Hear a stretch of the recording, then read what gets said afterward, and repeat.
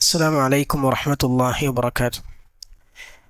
الحمد لله والصلاة والسلام على رسول الله وعلى آله وأصحابه الفائزين برضا الله، أما بعد،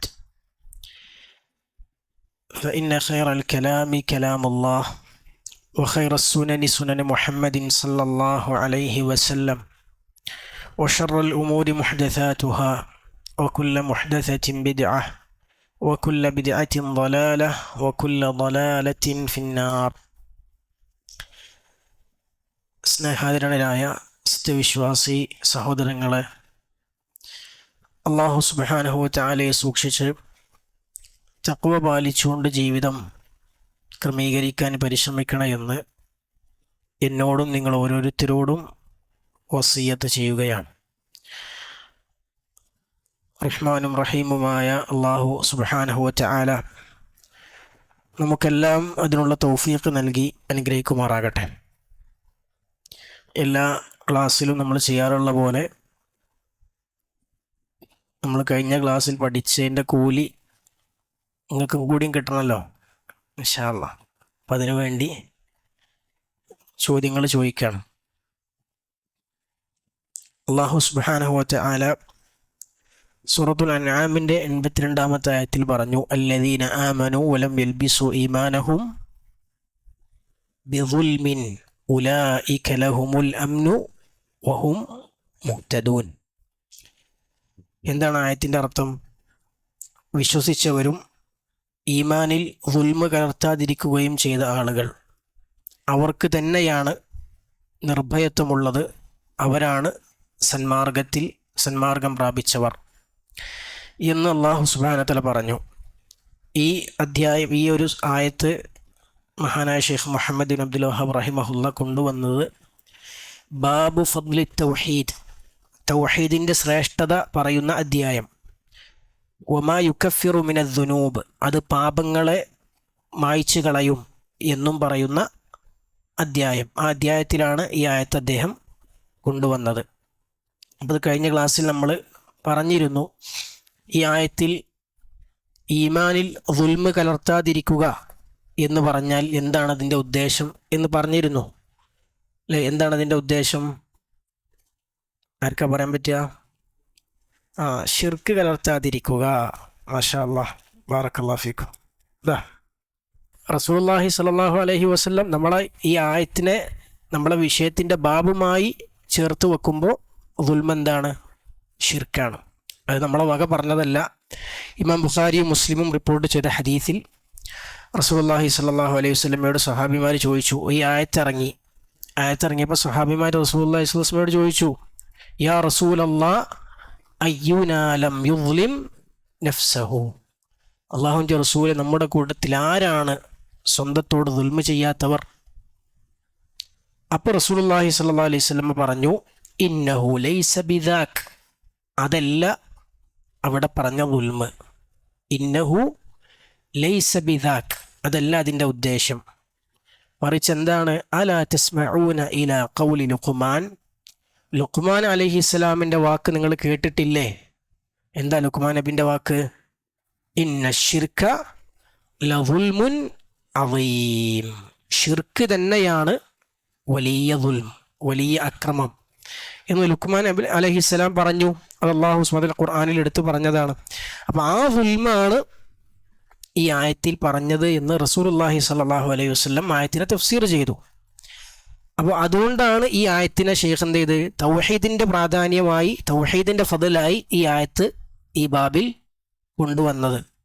എല്ലാ ദുൽമും ആയത്തിൻ്റെ പരിധിയിൽ പെടും എന്ന അർത്ഥം ശരിയാണോ വെച്ചാൽ അതും ശരിയാണ്. പക്ഷെ അപ്പോൾ നമ്മൾ ഈ ആയത്തിൽ അപ്പോൾ എങ്ങനെ തൗഹീദിൻ്റെ ഫضല് കിട്ടുക? തൗഹീദിൻ്റെ പൂർണ്ണത കൈവരിക്കുന്നവർക്ക് പൂർണ്ണമായ നിർഭയത്വവും അതുപോലെ എന്തും കിട്ടും? സന്മാർഗവും ലഭിക്കും. തൗഹീദിൽ കുറവ് വരുന്നതിനനുസരിച്ച് നിർഭയത്വത്തിലും അതുപോലെ സന്മാർഗത്തിലും കുറവ് വരും. തൗഹീദിൻ്റെ അസ്ല് തന്നെ ഇല്ലെങ്കിൽ നിർഭയത്വവും സന്മാർഗവും പൂർണ്ണമായും നഷ്ടപ്പെടും.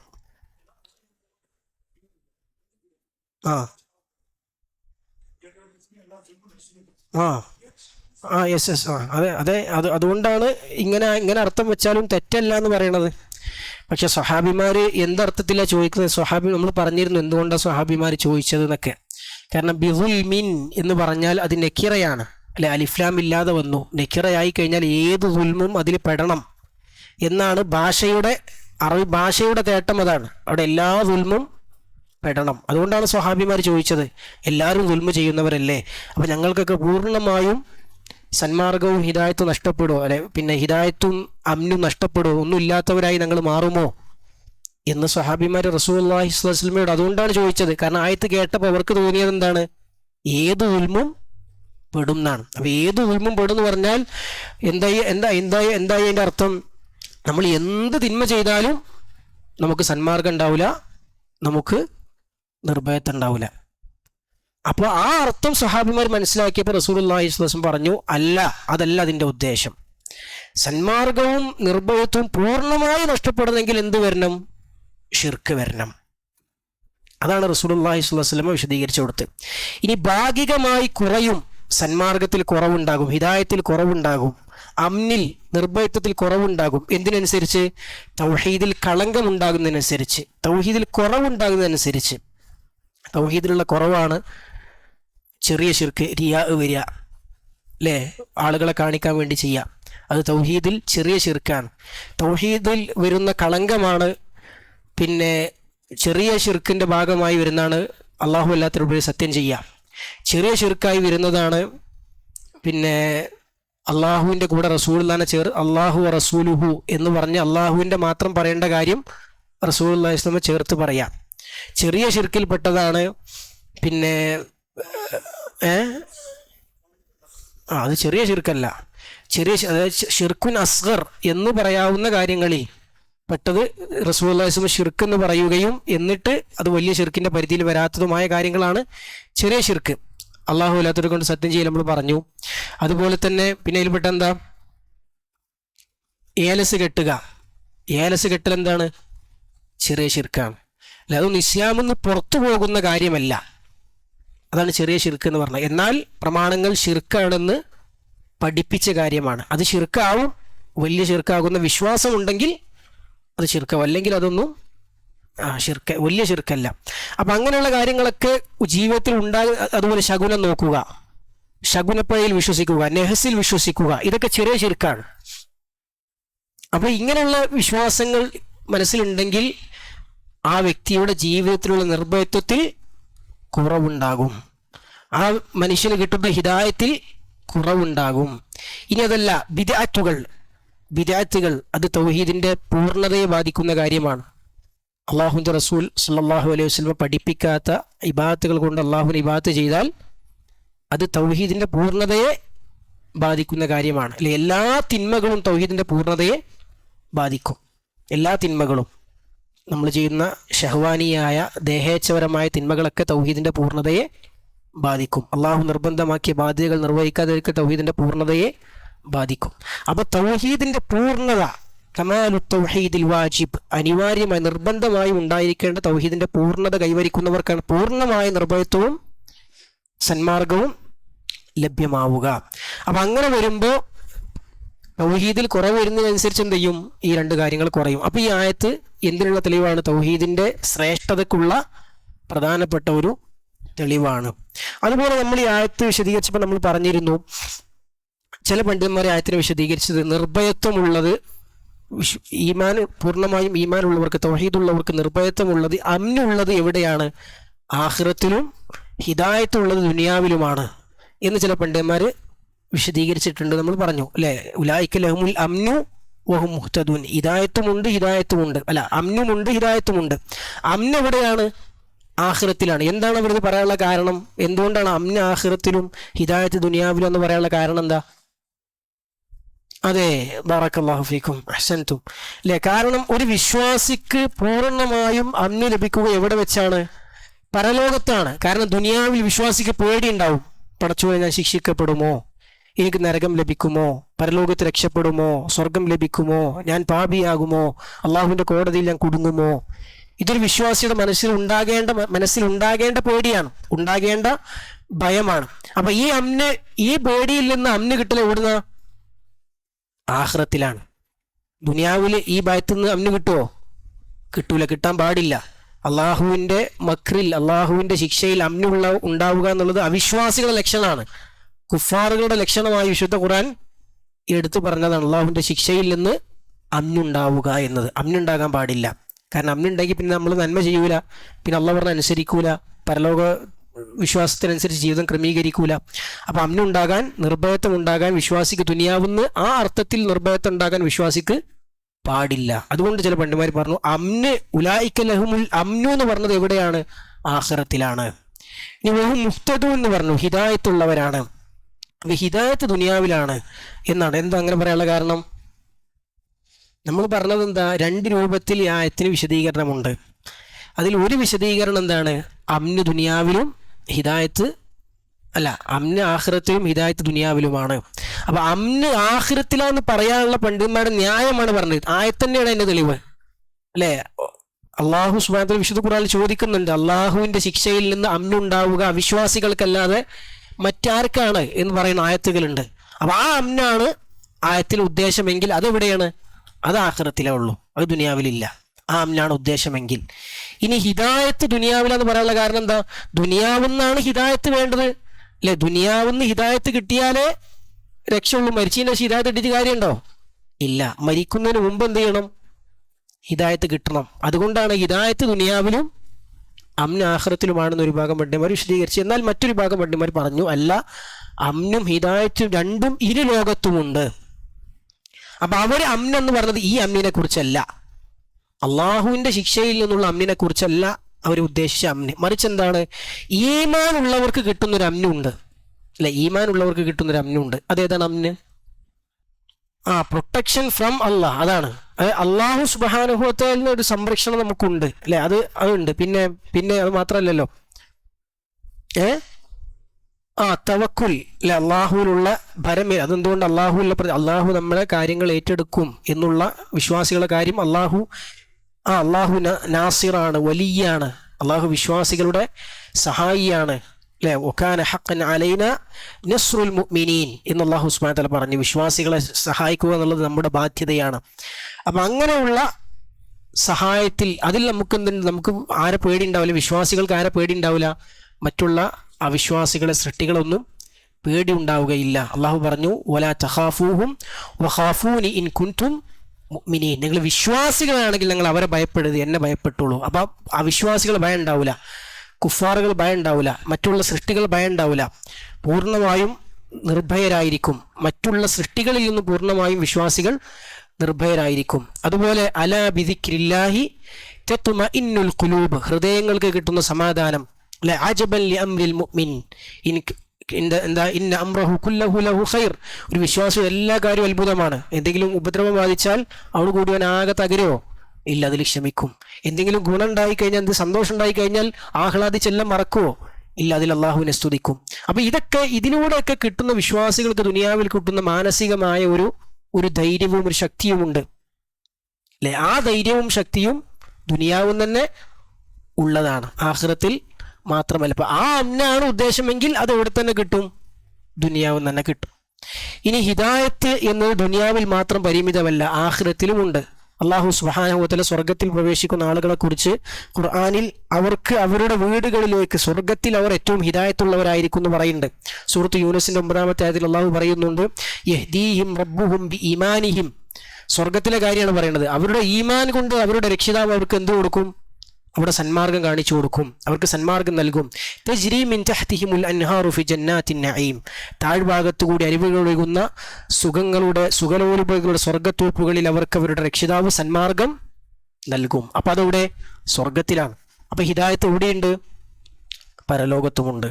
അത് ഇവിടെ ഹിദായത്ത് കിട്ടിയവർക്ക് അവിടെ ഹിദായത്ത് കിട്ടുള്ളൂ എന്ന് മാത്രമല്ല, റസൂലുള്ളാഹി സ്വല്ലല്ലാഹു അലൈഹി വസല്ലം ഇമാം ബുഖാരി ഉദ്ധരിച്ച ഹദീസിൽ കാണാൻ സാധിക്കും, ഫവല്ലദീ നഫ്സു മുഹമ്മദിൻ ബിയദിഹി. അല്ലെ, എന്താ ഹദീസിന്റെ ആശയം ആർക്കാ പറയാൻ പറ്റുക? ആ ഹദീസിന്റെ ആശയം ആർക്കാണ് പറയാൻ പറ്റുക? ഒരു ഹദീസിൽ റസൂലുള്ളാഹി സ്വല്ലല്ലാഹു അലൈഹി വസല്ലം സ്വർഗത്തിൽ കിട്ടുന്ന ഹിദായത്തിനെ കുറിച്ച് പറയുന്നുണ്ട്. കഴിഞ്ഞ ക്ലാസ്സിൽ നമ്മൾ പറഞ്ഞതാണ്, സ്വർഗത്തിൽ കിട്ടുന്ന ഹിദായത്തിനെ കുറിച്ച് പറയുന്നുണ്ട്. അള്ളാഹുവിൻ്റെ റസൂൽ സല്ലല്ലാഹു അലൈഹി വസല്ലം പറയുന്നുണ്ട്, ഫവല്ലദീ നഫ്സു മുഹമ്മദിൻ ബിയദി, മുഹമ്മദിൻ്റെ ആത്മാവ് ആരുടെ കയ്യിലാണോ അവൻ തന്നെയാണ് സത്യം. ലഅഹദുഹും അദല്ലു ബിമസ്കനിഹി ഫിൽ ജന്നതി, അല്ലേ, അവരിൽ ഒരാൾ സ്വർഗത്തിലുള്ള അവൻ്റെ വീട്ടിലേക്ക് ഏറ്റവും നന്നായി വഴി അറിയുന്നവരായിരിക്കും. എന്ന് വെച്ചാൽ സന്മാർഗമുള്ളവരായിരിക്കും. ഏതിനേക്കാളും മിൻഹു ബിമൻസിലിഹി കാന ഫിദ്ദുനിയ, ദുനിയാവിൽ അവൻ്റെ വീട്ടിലേക്കുള്ള വഴി അവൻ അറിയുന്നതിനേക്കാളും നന്നായി സ്വർഗത്തിൽ അവൻ്റെ വീട്ടിലേക്കുള്ള വഴി അവൻ അറിയുന്നവരായിരിക്കും. അതൊരു ഹിദായത്താണ്, സന്മാർഗമാണ്, അല്ലേ. ആ സന്മാർഗം എവിടെ ഉള്ളതാണ്? ആഖിറത്തിലുള്ളതാണ്. അപ്പം അമ്നും അതുപോലെ ഇഹ്തിദാവും രണ്ടും ദുനിയാവിലുമുണ്ട് ആഖിറത്തിലുമുണ്ട്. ഇങ്ങനെ വിശദീകരിക്കുകയാണെങ്കിൽ, നമ്മൾ നേരത്തെ പറഞ്ഞ പോലെ അർത്ഥത്തിൽ എടുക്കുകയാണെങ്കിൽ അമ്ന് എവിടെയാണ്? അമ്ന് ആഖിറത്തിലെ ഉള്ളു വിശ്വാസികൾക്ക്. ആ അർത്ഥത്തിൽ ഹിദായത്ത് കിട്ടേണ്ടത് എവിടുന്നാണ്? ദുനിയാവിൽ നിന്നാണ്. അപ്പം രണ്ടും ഒന്നും തെറ്റല്ല, രണ്ടും രണ്ട് അത്തിബാറാണ്, രണ്ട് പരിഗണനയിലുള്ള വിശദീകരണങ്ങളാണ്. രണ്ടും ആ അർത്ഥത്തിൽ രണ്ടും ശരിയാണ്.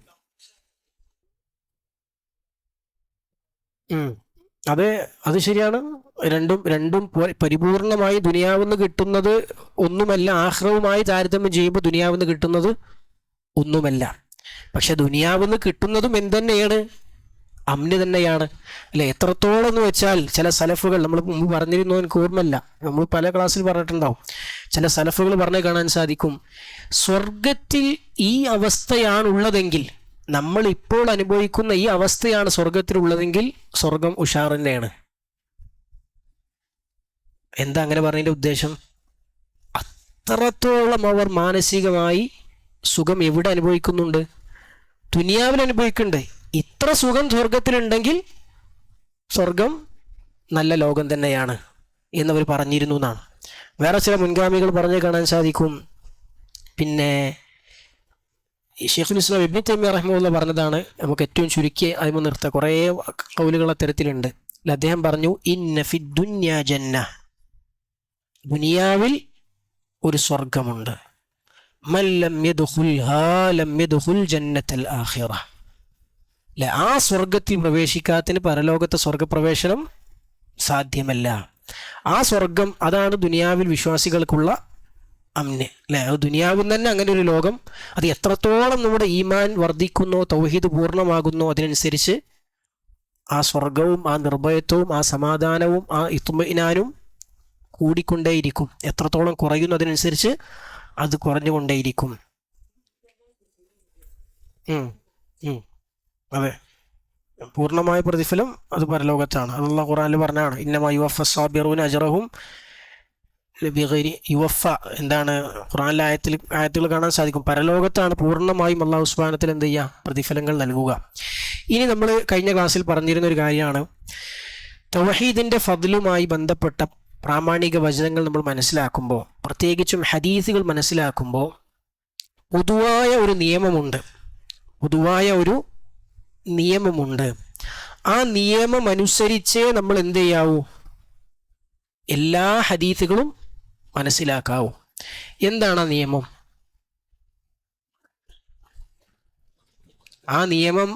ആ നിയമം പാലിക്കാതെ തൗഹീദിന്റെ ഫദ്ല് പറയുന്ന ഹദീസുകൾ മനസ്സിലാക്കി കഴിഞ്ഞാൽ വലിയ അബദ്ധം പറ്റും. ഇസ്ലാമിൽ വ്യതിയാന കക്ഷികൾ, ഇസ്ലാമിൽ നിന്ന് വ്യതിചലിച്ചു പോയ കക്ഷികളുടെ വിശ്വാസങ്ങളിലേക്ക് പോകും. എന്താണ് ആ നിയമം? തൗഹീദിന്റെ ഫദ്ല് പറയുന്ന, തൗഹീദിന്റെ ശ്രേഷ്ഠത പറയുന്ന ഹദീസുകൾ ധാരാളമുണ്ട്. ആ ഹദീസുകൾ നമ്മൾ മനസ്സിലാക്കുമ്പോൾ ഒരു നിയമം നമ്മൾ പാലിക്കണം. ആ നിയമത്തിന്റെ അടിസ്ഥാനത്തിലേ നമ്മളെ ഹദീസുകൾ മനസ്സിലാക്കാവൂ. ആ നിയമം മാറ്റിവെച്ച് നേരെ ഹദീസ് പ്രത്യക്ഷാർത്ഥത്തിൽ എടുത്താൽ വലിയ അബദ്ധങ്ങൾ സംഭവിക്കും. എന്താണ് നിയമം? അതെല്ലാ ഹദീസിനും ഉള്ളതല്ലേ. നമ്മൾ തൗഹീദിന്റെ ഫദ്ല് പറയുന്ന ഹദീസുകൾ മനസ്സിലാക്കുമ്പോഴാണ് പറയണം. രണ്ട് തരം ഷർത്തുകളുണ്ട്. ആദ്യം നിയമം എന്താ വെച്ചാൽ ഷർത്തുകളുണ്ട് എന്നുള്ളതാണ്, കണ്ടീഷൻസ് ഉണ്ട്. അതായത് ലാ ഇലാഹ ഇല്ലല്ലാഹ് പറഞ്ഞാൽ സ്വർഗത്ത് പ്രവേശിക്കും എന്ന ഹദീസിൽ ഉണ്ടാവുള്ളൂ. ലാ ഇലാഹ പറഞ്ഞാൽ മാത്രം മതി സ്വർഗത്ത് പ്രവേശിക്കാൻ? ഇല്ല, അതിന് കണ്ടീഷൻസ് പറയപ്പെട്ടിട്ടുണ്ട്. മനസ്സിലായി? ഒരുപാട് ഹദീസുകളിലൂടെ ആ ഹദീസ് ഫദ്ല് വന്ന ഹദീസ് പോലെ വ്യത്യസ്ത ഹദീസുകൾ വേറെയുണ്ട്.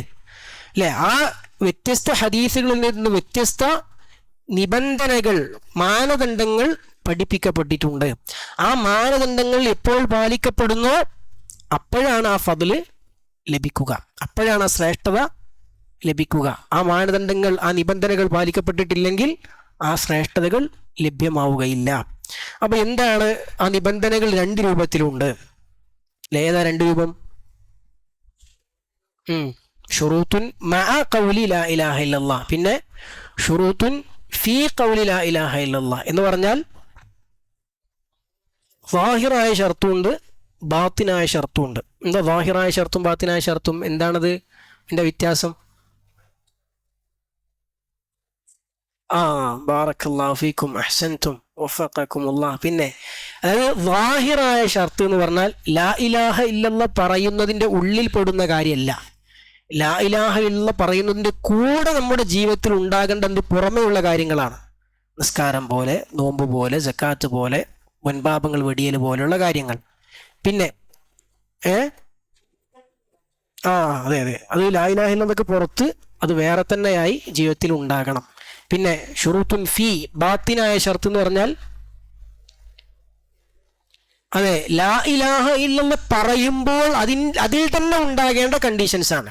ലാ ഇലാഹ ഇല്ലല്ലാഹ് പറയുമ്പോൾ തന്നെ അതിൽ തന്നെ ഉണ്ടാകേണ്ട കണ്ടീഷൻസ് ആണ്. അതിനെക്കുറിച്ച് അറിവുണ്ടാകണം, അതിൽ ദൃഢമായ വിശ്വാസം ഉണ്ടായിരിക്കണം, അതിൽ ഇഖ്ലാസ് ഉണ്ടായിരിക്കണം, അതിൽ സത്യസന്ധത ഉണ്ടായിരിക്കണം, അല്ലെ? അങ്ങനെയുള്ള വ്യത്യസ്ത നിബന്ധനകൾ, അതിനോട് ഇഷ്ടമുണ്ടായിരിക്കണം. അതൊക്കെ ലാ ഇലാഹ ഇല്ലല്ലാഹ് പറയുമ്പോൾ അതിൻ്റെ ഉള്ളിൽ അതിൽ തന്നെ ഉണ്ടായിരിക്കേണ്ട ഷർത്തുകളാണ്. അപ്പോൾ നമ്മൾ പറഞ്ഞത് എന്താണെന്ന് വെച്ചാൽ, ഇപ്പം നമ്മൾ ഒന്നാമത് പറഞ്ഞു നിബന്ധനകളുണ്ട്. ഇത് നമ്മൾ സ്വന്തം പോക്കറ്റ് എന്ന് പറയാണോ? അല്ലെ? നമ്മൾ ആൾക്കാരൊക്കെ കേടരും, ആൾക്കാരൊക്കെ എന്ത് ചെയ്യും? നമ്മൾ ലാ ഇലാഹ ഇല്ലല്ലാഹിന്റെ ഫضലും കൂടി പഠിപ്പിച്ച ആൾക്കാരൊക്കെ ആകെ മോശമാവും. പിന്നെ ലാ ഇലാഹ ഇല്ലല്ലാഹ് മാത്രമായിട്ട് പറഞ്ഞിരിക്കും, പിന്നെ അമലൊന്നും ചെയ്യൂല എന്ന് വിചാരിച്ച് നമ്മളത് ഉണ്ടാക്കിയതാണോ? അല്ല. ഒന്ന്, ഈ പറഞ്ഞ കാര്യങ്ങളൊക്കെ എവിടെ വന്നിട്ടുണ്ട്? ഖുർആനിലും സുന്നത്തിലും വന്നിട്ടുണ്ട്. ഇനി ഖുർആനിലും സുന്നത്തിലും വന്ന ഈ കാര്യങ്ങളെല്ലാം ചേർത്ത് തന്നെ മനസ്സിലാക്കണം എന്ന് നമ്മൾ പറഞ്ഞതാണോ? അല്ല, അത് സലഫുകൾ പറഞ്ഞതാണ്, മുൻഗാമികൾ പഠിപ്പിച്ചതാണ്. അല്ലെ? 2 ഖൗലുകൾ കഴിഞ്ഞ ക്ലാസ്സിൽ നമ്മൾ പറഞ്ഞിരുന്നു. ആർക്കെങ്കിലും ഖൗലോ, ആരെ ഖൗലാന്നോ, അതിന്റെ ആശയോ എന്തെങ്കിലും ഒന്ന് പറയാൻ പറ്റുമോ? അതെ, ഹസൻ അൽ ബസ്രി റഹിമഹുല്ലാഹ് ഒരു ഖൗല് പറഞ്ഞിട്ടുണ്ട്. അല്ലെ? ഹസൻ അൽ ബസ്രി എന്ന് പറഞ്ഞാൽ താബിഈ വര്യനാണ്. നിരവധി സ്വഹാബിമാരെ കണ്ട, നിരവധി സ്വഹാബിമാരിൽ ഹദീസ് ഉദ്ധരിച്ച മഹാനായ വലിയ പണ്ഡിതനും താബിഈങ്ങളിൽ പ്രധാനപ്പെട്ട പണ്ഡിതനുമാണ് ഇമാം അൽ ഹസൻ അൽ ബസ്രി റഹിമഹുല്ലാഹ്. അദ്ദേഹത്തിന്റെ വാക്കെന്താണ്? മാഷാ അല്ലാഹ്, ബാറക്കല്ലാഹു ഫീക്ക്, അല്ലേ? പക്ഷെ അത് പറഞ്ഞത് ഹസൻ അൽ ബസ്രി അല്ല, അത് പറഞ്ഞത് വേറെ താബിഈയാണ്. അത് പറഞ്ഞത് വഹ്ബ് ബിൻ മുനബ്ബിഹാണ്. അദ്ദേഹവും വേറെ മഹാനായ വലിയ താബിഈ പണ്ഡിതനാണ്, ഇമാം വഹ്ബ് ബിൻ മുനബ്ബിഹ് റഹിമഹുല്ലാഹ്. അദ്ദേഹത്തോട് ഒരാൾ ചോദിച്ചു, ലാ ഇലാഹ ഇല്ലല്ലാഹ് സ്വർഗത്തിന്റെ താക്കോലല്ലേ എന്ന് ചോദിച്ചു.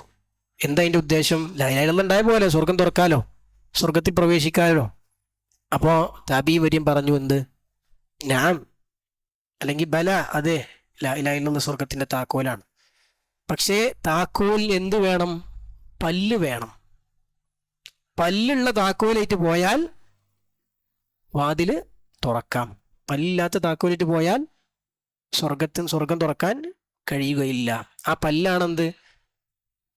ആ പല്ലാണ് ലാ ഇലാഹ ഇല്ലല്ലാഹയുടെ നിബന്ധനകൾ. മനസ്സിലായോ? ളാഹിറായ നിബന്ധനകളും ബാത്തിനായ നിബന്ധനകളൊക്കെ. ഹസൻ ബസ്രി റഹിമഹുല്ലാഹ് പറഞ്ഞ എന്താ? ഹസൻ ബസ്രി റഹിമഹുല്ലാഹയോട് ഒരാൾ ചോദിച്ചു, ആളുകൾ ലാ ഇലാഹ ഇല്ലല്ലാഹ് പറഞ്ഞ സ്വർഗത്തിൽ പോകുന്ന ആളുകൾ പറയുണ്ടല്ലോ എന്ന് പറഞ്ഞു. ലാ ഇലാഹ ഇല്ലല്ലാഹ് പറഞ്ഞാൽ മതി സ്വർഗം കിട്ടുന്ന ആളുകൾ ഇങ്ങനെ പറഞ്ഞു നടക്കുന്നുണ്ടല്ലോ എന്ന് പറഞ്ഞു. അപ്പൊ ഹസൻ ബസ്രി റഹിമഹുല്ലാഹ് പറഞ്ഞു, മൻ ഖാല ലാ ഇലാഹ ഇല്ലല്ലാഹ് വഅദ്ദാ ഹഖ്ഖഹാ വഫർദഹാ ദഖലൽ ജന്ന. ലാ ഇലാഹ ഇല്ലല്ലാഹ് പറയുകയും അതിന്റെ ഹഖും ഫർളും നിർവഹിക്കുകയും ചെയ്താൽ അവൻ സ്വർഗത്തിൽ പ്രവേശിച്ചു. ഹക്കും ഫർളും നിർവഹിക്കാതിരുന്നാലോ? വെറും ലാ ഇലാഹ ഇല്ലല്ലാഹ് പറഞ്ഞാൽ മതിയോ? പോരാ. അപ്പൊ ഇത് സച്ചരിതരായ മുൻഗാമികൾ പഠിപ്പിച്ചതാണ്, നമ്മൾ നമ്മളെ പോക്കറ്റിൽ നിന്ന് എടുത്ത് വെച്ചതല്ല. മനസ്സിലായില്ലേ? അത് സലഫുകൾ പഠിപ്പിച്ചതാണ്. ഇനി ലാ ഇലാഹ ഇല്ലല്ലാഹ് എന്ന് കുറേ ആളുകൾ ഇപ്പോൾ ഒരുപാട് ആളുകൾ തൗഹീദിൻ്റെ ശ്രേഷ്ഠതയും തൗഹീദ് ഇങ്ങനെ പറയും, നിങ്ങൾക്ക് തൗഹീദ് തന്നെ പറയാനുള്ളൂ, തൗഹീദ് ഇങ്ങനെ പറഞ്ഞ് ആൾക്കാരൊക്കെ വിശ്വാസികൾ എല്ലാവരും മുസ്ലിങ്ങളല്ലേ, എന്തിനാ ഇപ്പം നിങ്ങൾ ഇങ്ങനെ കുറേ തൗഹീദ് പറഞ്ഞുകൊണ്ട് നടക്കണമെന്ന് ആളുകൾ ചോദിക്കും. എന്തുകൊണ്ടാണ് ചോദിക്കണത്? അതെന്തുകൊണ്ട് ആളുകൾ എന്തുകൊണ്ട് അങ്ങനെ ചോദിക്കണത്? ലാ ഇലാഹ ഇല്ലല്ലാഹ് എന്ന് പറഞ്ഞാൽ വെറും അങ്ങനെ നാവുകൊണ്ട് പറഞ്ഞാൽ മതി എന്ന് വിചാരിച്ചിട്ടാണ്. അതായത് പിന്നെ ഈ പറഞ്ഞ നിബന്ധനകൾ പാലിക്കപ്പെടുമ്പോഴാണ് ദഖലൽ ജന്ന അല്ലെ, അങ്ങനെയാണ് മുൻഗാമികൾ എന്ത് ചെയ്തത്, അതിനെ മനസ്സിലാക്കിയത്. ഇനി അപ്പോൾ എന്നാൽ അങ്ങനെ മനസ്സിലാക്കാത്തതുകൊണ്ടാണ് എന്ത് ചെയ്യുന്നത്, എല്ലാവരും തൗഹീദുള്ള പോലെ തന്നെയാണ്, നിങ്ങളിങ്ങനെ വെറുതെ പറയുകയാണ്, നിങ്ങളിങ്ങനെ വെറുതെ ആളുകൾ തൗഹീദ് എന്ന് പറഞ്ഞുകൊണ്ട് ആളുകൾ ഇടങ്ങാറാക്കുകയാണ്, ഭിന്നിപ്പുണ്ടാക്കുകയാണ്, പ്രശ്നം ഉണ്ടാക്കുകയാണ്. ഇതൊക്കെ പറയണം എന്തുകൊണ്ടാണ്? ലാ ഇലാഹ ഇല്ലല്ലാഹ് പറയുമ്പോൾ പാലിക്കപ്പെടേണ്ട നിബന്ധനകളുണ്ട് അല്ലേ എന്നുള്ളത് അനുസരിക്കാതെ എന്നുള്ളത് മനസ്സിലാക്കാതിരിക്കുമ്പോഴാണ് ആളുകൾ അത് പറയേണ്ടി വരുന്നത്. അത് മനസ്സിലാക്കുമ്പോൾ എന്തെങ്കിലും ആളുകൾ ഒരിക്കലും അത് പറയുകയില്ല. ഇനി നമ്മൾ പറഞ്ഞല്ലോ ഈ ഷർത്തുകൾ എന്തുണ്ട്, 2 രൂപത്തിലുണ്ട് അല്ലേ. അത് പിന്നെ ലാ ഇലാഹ ഇല്ലല്ലാഹ് പറയുമ്പോൾ അതിൻ്റെ ഉള്ളിൽ പറയുമ്പോൾ തന്നെ അതിലുണ്ടായിരിക്കേണ്ട ഷർത്തുകളുണ്ട്. ഏതുപോലെ ലാ ഇലാഹ ഇല്ലല്ലാഹ് പറയുമ്പോൾ ഒരാൾ ഇഖ്ലാസോട് കൂടി പറയണം. ഇഖ്ലാസ് ഇല്ലാതെ പറഞ്ഞാൽ ലാ ഇലാഹ ഇല്ലല്ലാഹ് പറഞ്ഞ സ്വർഗം കിട്ടുമോ? ഇല്ല, കിട്ടൂല. അതിന് ബാത്തിനായ ഷർത്തുകളുണ്ട്, വാഹിറായ ഷർത്തുകളുണ്ട് അല്ലെ. അപ്പം നമ്മൾ പറഞ്ഞു ഇഖ്ലാസ് വേണം, അതിൽ പെട്ടതാണ്. വേറെ ചില ഹദീസിൽ കാണാൻ സാധിക്കും സിദ്ഖം മിൻ ഖൽബിഹി, സത്യസന്ധത വേണം. ലാ ഇലാഹ ഇല്ലല്ലാഹ് പറയുമ്പോൾ അതിൽ സത്യസന്ധത ഇല്ലാതെ കാപട്യം കൊണ്ട് പറഞ്ഞാലോ അയാൾക്ക് സ്വർഗം കിട്ടുമോ? ഇല്ല, അദ്ദേഹത്തിന് സ്വർഗം കിട്ടുകയില്ല അല്ലെ. അതുപോലെ വ്യത്യസ്ത നിബന്ധനകൾ ഹദീസുകളിൽ വന്നത് കാണാൻ സാധിക്കും. അതൊക്കെ ലാ ഇലാഹ ഇല്ലല്ലാഹ് പറയുമ്പോൾ അതിലുണ്ടായിരിക്കേണ്ട നിബന്ധനകളാണ്. ഇനി അതുപോലെ തന്നെ നിബന്ധനകൾ പിന്നെന്തുണ്ട്, ലാ ഇലാഹ ഇല്ലല്ലാഹ് പറയുന്നത് കൂടെ ഉണ്ടാകണം നിബന്ധനകളുണ്ട് അല്ലേ. പിന്നെ മൻ ഷഹിദ അല്ലാ ഇലാഹ ഇല്ലല്ലാഹു അന്ന മുഹമ്മദ് റസൂലുള്ളാഹ് വ അഖാമസ്സലാ വ ആതസ് സക്കാ അല്ലേ. അപ്പോൾ ലാ ഇലാഹ ഇല്ലല്ലാഹ് പറയുക, ലാ ഇലാഹ ഇല്ലല്ലാഹ് മാത്രം പറഞ്ഞ് നിർത്തിയോ റസൂലുള്ളാഹി സ്വല്ലല്ലാഹു അലൈഹി വസല്ലം? ഇല്ല, അതിൻ്റെ കൂടെ നിസ്കാരം പറഞ്ഞു, സക്കാത്ത് പറഞ്ഞു, നോമ്പ് പറഞ്ഞു. അപ്പം അതൊക്കെ ഉണ്ടെങ്കിൽ ദഖലൽ ജന്ന, സ്വർഗത്തിൽ പ്രവേശിച്ചു. അപ്പം അങ്ങനെയാണ് അതിനെ നമ്മൾ എന്ത് ചെയ്യേണ്ടത്, മനസ്സിലാക്കേണ്ടത്. അപ്പം ഈ പറഞ്ഞ നിബന്ധനകൾ എത്രത്തോളം പാലിക്കപ്പെടുന്നില്ലയോ അതിനനുസരിച്ച് എന്ത് ചെയ്യും, ഈ പറഞ്ഞ ഫضല് കുറയും, കുറഞ്ഞു പോകും. ചിലപ്പോൾ അതിൻ്റെ അടിസ്ഥാനപരമായ നിബന്ധന തന്നെ പോയിട്ടുണ്ടെങ്കിൽ പൂർണ്ണമായും ആ ഫضല് നഷ്ടപ്പെടും അല്ലേ. അതിൽ എത്രത്തോളം നമ്മൾ നിബന്ധനകൾ ഭാഗികമായി കുറയുന്നു അതിനനുസരിച്ച് ആ ഫضലുകൾ കുറയും. ഇനി നമ്മൾ കഴിഞ്ഞ ക്ലാസ്സിൽ നമ്മൾ പിന്നെ പറഞ്ഞു തുടങ്ങിയിരുന്നു എന്നാണ് എൻ്റെ ഓർമ്മ അല്ലേ. ഉബാദത്ത് ബിൻ സാമിത്ത് ഈ ഒരു അധ്യായത്തിൽ ഷെയ്ഖ് കൊണ്ടുവന്ന ആദ്യത്തെ ഹദീസ് ഉബാദത്ത് ബിൻ സാമിത്ത് റളിയല്ലാഹു അൻഹുവിൻ്റെ ഹദീസ്. ആ ഹദീസിൽ എന്താണുള്ളത്? ഉബാദത്ത് ബിൻ സാമിത്ത് റളിയല്ലാഹു അൻഹു ഖാല ഖാല റസൂലുള്ളാഹി സ്വല്ലല്ലാഹു അലൈഹി വസല്ലം, അല്ലാഹുവിൻ്റെ റസൂൽ സ്വല്ലല്ലാഹു അലൈഹി വസല്ലം പറഞ്ഞു, മൻ ഷഹിദ അല്ലാ ഇലാഹ ഇല്ലല്ലാഹ് വഹ്ദഹു ലാ ശരീക ലഹ് അല്ലെ. ആരാണോ ലാ ഇലാഹ ഇല്ലല്ലാഹ് എന്ന് സാക്ഷ്യം വഹിക്കുന്നത്, അള്ളാഹു അല്ലാതെ ആരാധനക്കർഹനായി മറ്റാരുമില്ല എന്ന് സാക്ഷ്യം വഹിക്കുന്നത് എന്ന് പറഞ്ഞു തുടങ്ങുന്ന ഹദീസാണ്. അപ്പോൾ അവിടെ ഈ ഹദീസിന്റെ പ്രത്യേകതയാണെന്ത്, അഖീദയുടെ ഏറ്റവും അജ്മആയ, ഏറ്റവും വിശാലമായ ഒരുപാട് കാര്യങ്ങൾ പറയുന്ന ഹദീസുകളിൽ വളരെ ചുരുങ്ങിയ വാക്കുകളിൽ അതിൻ്റെ അടിസ്ഥാനങ്ങൾ ഒരുപാട് ഉൾക്കൊള്ളുന്ന ഒരു ഹദീസാണ് ഈ ഹദീസ്. അപ്പോൾ ഇതിൽ നമ്മൾ പറഞ്ഞു, ഒന്ന് ലാ ഇലാഹ ഇല്ലല്ലാഹ് എന്ന് പറയുമ്പോൾ, ഷഹീദ എന്ന് പറയുമ്പോൾ ഷഹാദത്ത് അല്ലെ, 2 കാര്യങ്ങൾ ഉള്ളതാണ് ഷഹാദത്ത് അല്ലെ. 2 കാര്യങ്ങൾ ചേർന്നുകൊണ്ടുള്ള പ്രഖ്യാപനമാണ് ഷഹാദത്ത്. 2 കാര്യങ്ങൾ ചേർന്നുകൊണ്ടുള്ള പ്രഖ്യാപനം. എന്താണ് 2 കാര്യം? ഇൽമും ദൃഢതയുമാണ് അല്ലെ. മാഷാ അല്ലാഹ്, ബാറക്കല്ലാഹു ഫീക്കും അല്ലെ. വിജ്ഞാനവും ദൃഢതയും ഇല്ലെങ്കിൽ ഷഹാദത്താവൂല. പറയുന്ന കാര്യം എന്താണെന്ന് അറിയണം.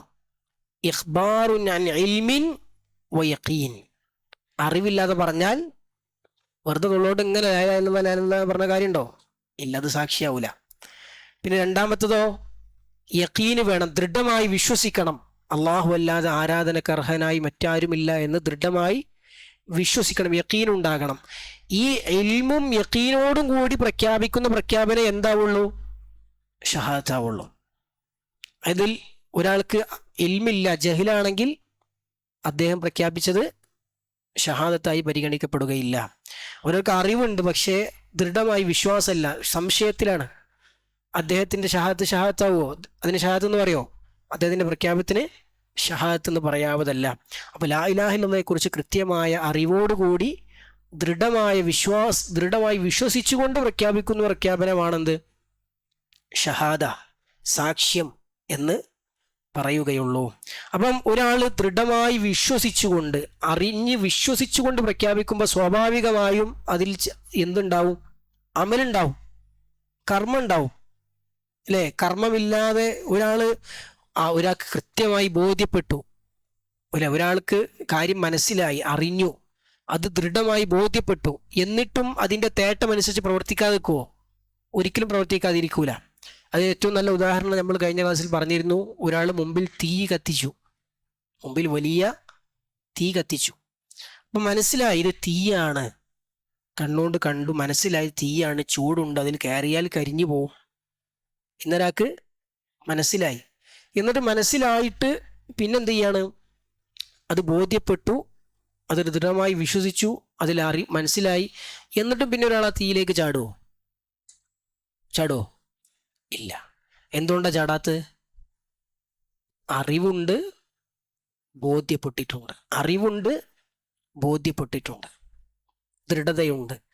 അപ്പോൾ അങ്ങനെയാണെങ്കിൽ ഒരാൾക്ക് ലാ ഇലാഹ ഇല്ലല്ലാഹയെ കുറിച്ച് കൃത്യമായ അറിവും അത് ദൃഢമായി വിശ്വസിക്കുകയും ചെയ്യുന്ന ഒരാൾ പിന്നെ അല്ലാഹു അല്ലാത്തവരെ വിളിച്ച് പ്രാർത്ഥിക്കുമോ? ഇല്ല. പിന്നെ അതിനെതിരായ രൂപത്തിൽ പ്രവർത്തിക്കുമോ?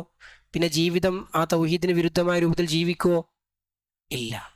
അപ്പം ഒരാൾ സാക്ഷ്യം തന്നെ കൃത്യമായി നിർവഹിച്ചാൽ പിന്നെ ഒരിക്കലും അയാളുടെ ജീവിതം അതിനെതിരായി മാറുകയില്ല. ഇനി അതുപോലെ തന്നെ റസൂലുള്ളാഹി സ്വല്ലല്ലാഹു അലൈഹി വസല്ലം പറഞ്ഞു, പിന്നെ വഹ്ദഹു ലാ ശരീക ലഹ്, അല്ലേ? അതെന്തിനാണ് ലാ ഇലാഹ ഇല്ലല്ലാഹ് പറയുക? വഹ്ദഹു ലാ ശരീക ലഹ്, അതിൻ്റെ അർത്ഥം എന്താ? അവൻ ഏകനാണ്, അവന് പങ്കുകാരില്ല. അത് എന്തിനു വേണ്ടിയാണത് പറഞ്ഞത്? രണ്ട് ഭാഗത്തെ ദൃഢപ്പെടുത്തുകയാണ് അല്ലെ? ലാ ഇലാഹ ഇല്ലല്ലാഹ് എന്ന് പറയുമ്പോൾ രണ്ട് ഭാഗമാണ്, ഒന്ന് നഫി, മറ്റൊന്ന് ഇസ്ബാത്ത്. ആ രണ്ട് ഭാഗത്തെ ദൃഢപ്പെടുത്തുകയാണെന്ത്? വഹ്ദഹു ലാ ശരീക ലഹ്. വഹ്ദഹു എന്ന് പറഞ്ഞാൽ ഇസ്ബാത്തിനെ സ്ഥിരപ്പെടുത്തുകയാണ്, അതിനെ ദൃഢപ്പെടുത്തുകയാണ്. അള്ളാഹു മാത്രം, അവന് മാത്രം, അല്ലെങ്കിൽ അവൻ ഏകനായ അവന് ആരാധന. ലാ ശരീക ലഹു എന്ന് പറഞ്ഞ നഫീനെ ദൃഢപ്പെടുത്തുകയാണ്, അവനൊരു പങ്കുകാരും ഇല്ല എന്ന് പറഞ്ഞ് വീണ്ടും ഇല്ലല്ലാ എന്നതിനെ ലാ ഇലാഹ എന്നതിനെ ദൃഢപ്പെടുത്തുകയാണ് ലാ ശരീക ലഹു എന്ന് പറഞ്ഞ ഭാഗം. അതുപോലെ തന്നെ പിന്നെ അതിന് ശേഷം പറഞ്ഞു വ അന്ന മുഹമ്മദൻ അബ്ദുഹു വ റസൂലുഹു, മുഹമ്മദ് സല്ലല്ലാഹു അലൈഹി വസല്ലം അള്ളാഹുവിൻ്റെ ദൂതനും അള്ളാഹുവിൻ്റെ ദാസനും ദൂതനുമാണെന്നും എന്ത് ചെയ്യുന്നു?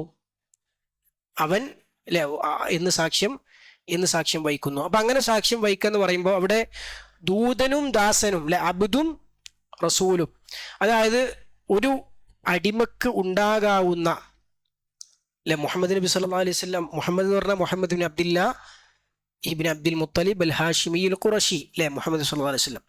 ഇനി ആ മുഹമ്മദ് സല്ലല്ലാഹു അലൈഹി വസല്ലം ദാസനുമാണ്, ദൂതനുമാണ്. ഒരു അടിമക്ക് ഉണ്ടാകാവുന്ന ഏറ്റവും പൂർണ്ണമായ, ഏറ്റവും അക്മലായ രണ്ട് വിശേഷണങ്ങളാണെന്ത്? ഒന്ന് ഉബൂദിയത്ത്, എന്താ? അള്ളാഹുവിൻ്റെ അടിമത്വം. മറ്റൊന്ന് റിസാലത്ത്, അള്ളാഹു സുബ്ഹാനഹു വ തആലയുടെ പ്രവാചകത്വം. ഈ രണ്ട് പരിപൂർണ വിശേഷണങ്ങളും പൂർണ്ണമായും ഉള്ളവരായിരുന്നു മുഹമ്മദ് ബിൻ അബ്ദില്ലാ സ്വലവാത്തുല്ലാഹി വസലാമുഹു അലൈഹി അല്ലേ? ഇത് രണ്ട് പൂർണ്ണമായുള്ളവരായിരുന്നു അല്ലെ. ഉബൂദിയത്ത്, അള്ളാഹുവിൻ്റെ പരിപൂർണനായ അടിമയാണ് ആര്? മുഹമ്മദ് നബി സല്ലല്ലാഹു അലൈഹി വസല്ലം, പരിപൂർണനായ അടിമ. അള്ളാഹു സുബ്ഹാനഹു വ തആല റസൂലുള്ളാഹി സ്വല്ലല്ലാഹു അലൈഹി വസല്ലമയെ വിശുദ്ധ ഖുർആനിൽ പുകഴ്ത്താൻ വേണ്ടി പറഞ്ഞ വ്യത്യസ്ത ആയത്തുകളുണ്ട്. അള്ളാഹുവിൻ്റെ റസൂലിനെ പുകഴ്ത്തി പറഞ്ഞ സന്ദർഭങ്ങൾ, വലമ്മാ ഖാമ അബ്ദുല്ലാഹി യദ്ഊഹു എന്ന് പറഞ്ഞ ആയത്ത് കാണാൻ സാധിക്കും. അള്ളാഹുവിൻ്റെ അടിമ അള്ളാഹുവിനോട് പ്രാർത്ഥിച്ചു കൊണ്ട് നിന്നപ്പോൾ, അത് ആരെയാണ് ഉദ്ദേശിക്കുന്നത്? മുഹമ്മദ് നബി സല്ലല്ലാഹു അലൈഹി വസല്ലമയാണ്. അതുപോലെ തന്നെ അസ്റാ ബി അബ്ദിഹി, അള്ളാഹുവിൻ്റെ അടിമയെ അള്ളാഹു ആകാശത്തിലേക്ക് കൊണ്ടുപോയപ്പോൾ അവിടെ ബി അബ്ദിഹി എന്ന് പറഞ്ഞാൽ ആരെയാണ് ഉദ്ദേശം? മുഹമ്മദ് നബി സല്ലല്ലാഹു അലൈഹി വസല്ലമയാണ്. അതുപോലെ തന്നെ പിന്നെ വേറൊരായത്തും കൂടി ഉണ്ട്, ഓർമ്മയിൽ വരുന്നില്ല. അതായത് 3 സന്ദർഭങ്ങൾ അള്ളാഹു സുബ്ഹാനഹു വ തആല റസൂലുള്ളാഹി സ്വല്ലല്ലാഹു അലൈഹി വസല്ലം അബ്ദ് എന്ന് പറഞ്ഞ വാക്ക് ഉപയോഗിച്ച് ഖുർആനിൽ എന്ത് ചെയ്തിട്ടുണ്ട്? പറഞ്ഞിട്ടുണ്ട്. ആ 3 സന്ദർഭങ്ങളുടെ പ്രത്യേകത അള്ളാഹു സുബ്ഹാനഹു റസൂലുള്ളാഹിക്ക് നൽകിയ ഏറ്റവും ഉയർന്ന സ്ഥാനങ്ങൾ അള്ളാഹു എടുത്തു പറയുന്ന സന്ദർഭങ്ങളിൽ അള്ളാഹു പ്രയോഗിച്ച പ്രയോഗം എന്താ? അബ്ദ് എന്നുള്ള പ്രയോഗമാണ്. അപ്പൊ അതിൽ നമുക്ക് മനസ്സിലാക്കേണ്ട കാര്യം എന്താ? അള്ളാഹുവിൻ്റെ റസൂലിൻ്റെ ഉബൂദിയത്ത് ആണ് അള്ളാഹു സുബ്ഹാനഹു വതആലയ്ക്ക് ഏറ്റവും ഇഷ്ടപ്പെട്ട വിശേഷണം. അതുകൊണ്ടാണ് ഹദീസിൽ കാണാൻ സാധിക്കും, ജിബ്രീൽ വന്നിട്ട് റസൂലുള്ളാഹി സ്വല്ലല്ലാഹു അലൈഹി വസല്ലമയോട് പറഞ്ഞു, അള്ളാഹു നിങ്ങൾക്ക് രണ്ട് ഓപ്ഷൻ തരുന്നുണ്ട്. ഒന്നുകിൽ നിങ്ങൾക്ക് മലിക്കും നബിയുമാകാം.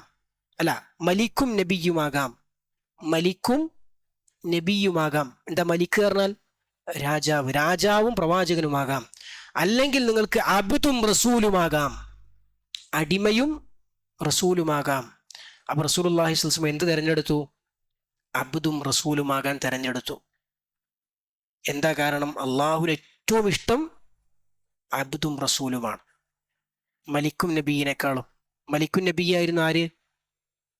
സുലൈമാൻ നബി അലൈഹി സ്വലാം, ദാവൂദ് നബിയൊക്കെ മലിക്കുൻ നബിയുമായിരുന്നു.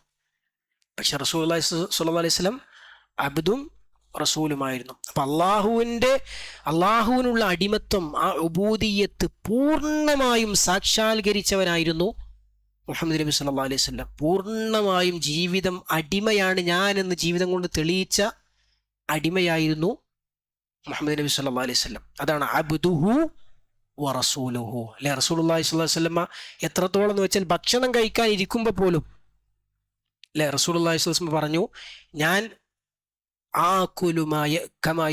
അബ്ദ്, ഒരു അടിമ തിന്നുന്നത് പോലെയാണ് ഞാൻ തിന്നുക. അല്ലെ, റസൂലുള്ളാഹി സ്വല്ലല്ലാഹു അലൈഹി വസല്ലം എന്ത് ചെയ്തിരുന്നു? റസൂലുള്ളാഹി ഭക്ഷണം കഴിക്കാൻ ഇരുന്നത് എങ്ങനെയാണ്? 2 രൂപത്തിലാണ് ഹദീസിൽ വന്നത്. രണ്ടും ഒരു അടിമ ഭക്ഷണം കഴിക്കാൻ ഇരിക്കുന്ന രൂപത്തിൽ ആണ്. എന്താ റസൂൽ അവിടെ പോലും എന്ത് ചെയ്തു? ഞാനൊരു അടിമയാണ് എന്നതിനെ അള്ളാഹുവിൻ്റെ റസൂല് ഓർത്തു എന്നുള്ളതാണ്. അത് 2 രൂപമുണ്ട്. ഇപ്പം നമ്മളോട് ഇരുന്ന് കാണിച്ചിട്ടുണ്ട്, എനിക്ക് പറഞ്ഞു തരാൻ അറിയില്ല.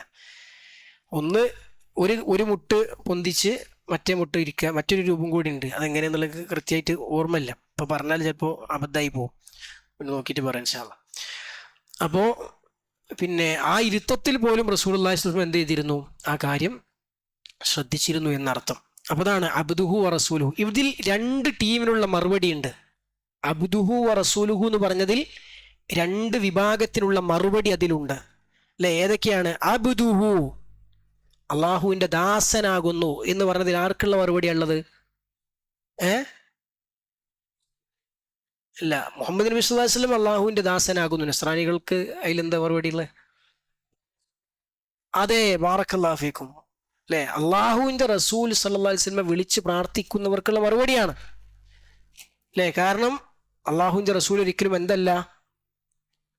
അള്ളാഹുവിൻ്റെ റസൂൽ ഒരിക്കലും അള്ളാഹു അല്ല, ഇലാഹല്ല. എന്താണ്? അബ്ദാണ്. അള്ളാഹുവിൻ്റെ റസൂൽ റബ്ബല്ല, അള്ളാഹുവിൻ്റെ റസൂല് അബ്ദാണ്. റബ്ബല്ല, അബ്ദാണ്. അല്ലെ, അബ്ദുൻ ലാ യുഅബദ്.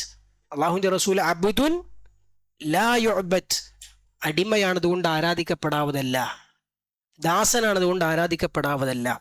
ഇനി വറസൂലുഹു എന്ന് പറഞ്ഞത് ആർക്കുള്ള മറുപടിയാണ്? മുഹമ്മദ് നബി സല്ലല്ലാഹു അലൈഹി വസല്ലമ കൊണ്ടുവന്നതിനെ പൂർണ്ണമായും അംഗീകരിക്കാത്തവർക്ക്, അതിനെ നിഷേധിക്കുന്നവർക്ക്, അതിനെ തള്ളുന്നവർക്ക്, അതിനെ പരിഹസിക്കുന്നവർക്ക് ഒക്കെയുള്ള മറുപടിയാണ് വറസൂലുഹു. അല്ലേ, അതുകൊണ്ട് റസൂലുൻ ലാ യുകദ്ദബ്, മുഹമ്മദ് നബി സല്ലല്ലാഹു അലൈഹി വസല്ലം പ്രവാചകനാണ്, ഇതുകൊണ്ട് കളവാക്കിപ്പെടാവതല്ല. ബൽ യുത്തബഉ വയുതാ, മറിച്ച് എന്ത് ചെയ്യണം? പിൻപറ്റപ്പെടണം, അനുസരിക്കപ്പെടണം. അല്ലേ, അപ്പോൾ റസൂലുള്ളാഹി സ്വല്ലല്ലാഹു അലൈഹി വസല്ലം അബ്ദുൻ ലാ യുഅബദ്, അടിമയാണതുകൊണ്ട് ആരാധിക്കപ്പെടാവതല്ല. അതാണ് അബ്ദുഹു എന്ന് പറഞ്ഞത്. റസൂലുൻ ലാ യുകദ്ദബ്, പ്രവാചകനാണ്, അതുകൊണ്ട് കളവാക്കപ്പെടാൻ പാടില്ല. അതാണ് റസൂലുഹു എന്ന് പറഞ്ഞത്. മറിച്ച് ബൽ യുത്തബഉ യുതാഉ വയുത്തബഅ, അദ്ദേഹം അനുസരിക്കപ്പെടേണ്ടവനാണ്, പിൻപറ്റപ്പെടേണ്ടവനാണ്. അല്ല, അപ്പോൾ ഈ ഒരു സാക്ഷ്യവചനം അഷ്ഹദു അന്ന മുഹമ്മദൻ റസൂലുള്ളാഹ് അബ്ദുഹു വ റസൂലുഹു എന്ന സാക്ഷ്യവചനം ഒരാൾ അംഗീകരിച്ചാൽ അതിൻ്റെ അനിവാര്യതയാണ് എന്ത്? തസ്ദീഖുഹു ഫീമാ അഖ്ബർ, മുഹമ്മദ് നബി സ്വല്ലല്ലാഹു അലൈഹി വസല്ലം പറഞ്ഞതെല്ലാം എന്ത് ചെയ്യണം? സത്യപ്പെടുത്തണം. അതതിൻ്റെ അനിവാര്യതയാണ്. അല്ലേ, റസൂലാണെങ്കിൽ എന്ത് ചെയ്യണം? സത്യപ്പെടുത്തണം. പിന്നെ വതാഅതുഹു ഫീമാ അമർ, അവിടുന്ന് എന്ത് കൽപ്പിച്ചോ അത് അനുസരിക്കണം. അള്ളാഹുവിന്റെ റസൂലാണെങ്കിൽ എന്ത് ചെയ്യണം? നമ്മൾ അനുസരിക്കാൻ ബാധ്യസ്ഥരാണ്. പിന്നെന്താ? വജ്തിനാബു മാ അൻഹു നഹാ വസജർ, മുഹമ്മദ് നബി സ്വല്ലല്ലാഹു അലൈഹി വസല്ലം എന്തൊരു കാര്യത്തെ വിലക്കിയോ അതിൽ നിന്ന് മാറി നിൽക്കണം. മുഹമ്മദ് നബി സ്വല്ലല്ലാഹു അലൈഹി വസല്ലം അള്ളാഹുവിന്റെ ദൂതനാണെങ്കിൽ അതെന്ത് ചെയ്യണം? അവിടുന്ന് വിലക്കിയ കാര്യങ്ങൾ നമ്മൾ വെടിയണം. പിന്നെന്താ? വഅല്ലാ യുഅ്ബദല്ലാഹു ഇല്ലാ ബിമാ ശറഅ, അവിടുന്ന് പഠിപ്പിച്ച രൂപത്തിലല്ലാതെ അള്ളാഹുവിനെ ആരാധിക്കാവതല്ല. കാരണം അള്ളാഹുവിന്റെ റസൂൽ പഠിപ്പിച്ച രൂപത്തിലല്ലാതെ അള്ളാഹിനെ ആരാധിച്ചാലോ പിന്നെ റസൂലുള്ളാഹിന് എന്താ ഫലമുള്ളത്? അല്ലെ, മുഹമ്മദ് നബി സ്വല്ലല്ലാഹു അലൈഹി വസല്ലം റസൂലുള്ളാഹിന് ഒരു ഫലവും പിന്നെ ഇല്ല. മനസ്സിലായില്ലേ? അപ്പോൾ ഈ കാര്യങ്ങൾ അഷ്ഹദു അന്ന മുഹമ്മദൻ അബ്ദുഹു വ റസൂലുഹു എന്ന് പറയുന്നവരുടെ ജീവിതത്തിൽ അതിൻ്റെ ലാസിമാണ്, അതിൻ്റെ അനിവാര്യതയാണ് ഈ പറഞ്ഞ കാര്യങ്ങൾ. അപ്പം നമുക്ക് രണ്ട് തൗഹീദ് ഉണ്ട്. ഒന്ന് അള്ളാഹുവിലുള്ള തൗഹീദ് ഉണ്ട്, അതെന്താ? തൗഹീദും ബിൽ ഇബാദ, ഇബാദത്തിൽ അള്ളാഹിനെ മാത്രം ഏകനാക്കുക. പിന്നെ റസൂലുള്ളാഹിയിലുള്ള തൗഹീദ് ഉണ്ട്, റസൂലുള്ളാഹിയിലുള്ള ഒരു തൗഹീദ് ഉണ്ട്, എന്താ? തൗഹീദും ബിൽ ഇത്തിബാ, തൗഹീദും ബിൽ ഇത്തിബാ, ഇത്തിബായിലുള്ള തൗഹീദ്. റസൂലുള്ളാഹി സ്വല്ലല്ലാഹു അലൈഹി വസല്ലമയെ മാത്രമാണ് നമ്മൾ എന്ത് ചെയ്യേണ്ടത്? അന്ധമായി അനുസരിക്കുകയും പിൻപറ്റുകയും ചെയ്യേണ്ടത്. അള്ളാഹിന്റെ റസൂൽ അനുസരിക്കുന്നതിലോ പിൻപറ്റുന്നതിലോ എന്തില്ല? അഖിലിന് സ്ഥാനമല്ല, അന്ധമായ അനുകരണമാണ്, അന്ധമായ അനുസരണമാണ്. കാരണം റസൂലുള്ളയാണ്, കാരണം മുഹമ്മദ് സ്വല്ലല്ലാഹു അലൈഹി വസല്ലം അള്ളാഹുവിൻ്റെ റസൂലാണ്. അപ്പോൾ രണ്ട് തൗഹീദ് ഉണ്ട്, അള്ളാഹുവിലും തൗഹീദ് ഉണ്ട്, റസൂലുള്ളാഹിലും തൗഹീദ് ഉണ്ട്. അള്ളാഹുവിലുള്ള തൗഹീദ് എന്തുകൊണ്ടാണ്? ഇബാദത്ത് കൊണ്ടുള്ള തൗഹീദാണ്. റസൂലുള്ളാഹിലുള്ള തൗഹീദ് എന്ത് തൗഹീദാണ്? ഇത്തിബായിലുള്ള തൗഹീദാണ്. ഇനി അതുപോലെ തന്നെ നമ്മൾ മനസ്സിലാക്കേണ്ട പിന്നെ ഹദീസിലുള്ള എന്താണ്? വ അന്ന ഈസ അബ്ദുല്ലാഹി വ റസൂലുഹു, ഈസ അലൈഹിസ്സലാം, അല്ലെ, ഈസ നബി അലൈഹിസ്സലാം ഉലുൽ അസ്മിൽപ്പെട്ട ഉലുൽ അസ്മിന്റെ പ്രവാചകന്മാരിൽപ്പെട്ട പ്രവാചകനാണ്. ഉലുൽ അസ്മ എത്ര പ്രവാചകന്മാരാണ്? ഉലുൽ അസ്മ 5 ആള്, അല്ലേ? ഉലുൽ അസ്മ 5 പേരാണ്. മാഷാ അല്ലാഹ്, ബാറക്കല്ലാഹു ഫീക്കും. 5 പേരാണ് ഉലുൽ അസ്മിൽപ്പെട്ട പ്രവാചകന്മാർ. 5 പേരാരൊക്കെ?